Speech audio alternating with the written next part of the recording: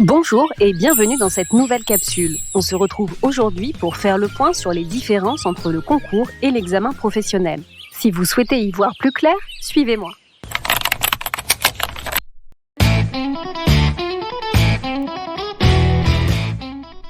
Le concours est le principal mode d'accès au cadre d'emploi de la fonction publique territoriale et garantit l'égalité d'accès aux emplois publics fondés sur l'article 6 de la Déclaration des droits de l'homme et du citoyen de 1789.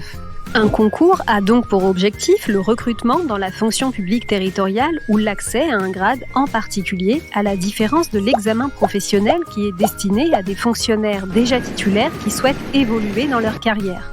Chaque concours se voit doté d'un certain nombre de postes à pourvoir, définis par voie et le cas échéant par spécialité, discipline ou option. En fonction des notes obtenues par les candidats et du nombre de postes ouverts au concours, le jury fixe les seuils d'admissibilité et d'admission. Le seuil d'admission peut tout à fait être supérieur à 10 sur 20. L'examen professionnel, quant à lui, permet aux fonctionnaires déjà titulaires d'évoluer dans leur cadre d'emploi ou dans le cadre d'emploi immédiatement supérieur.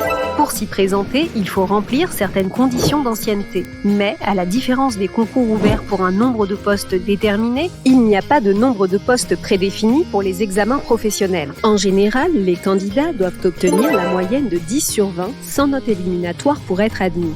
En résumé, concours ou examen professionnel, deux voies, une même mission, réussir son parcours professionnel en s'engageant pour les territoires.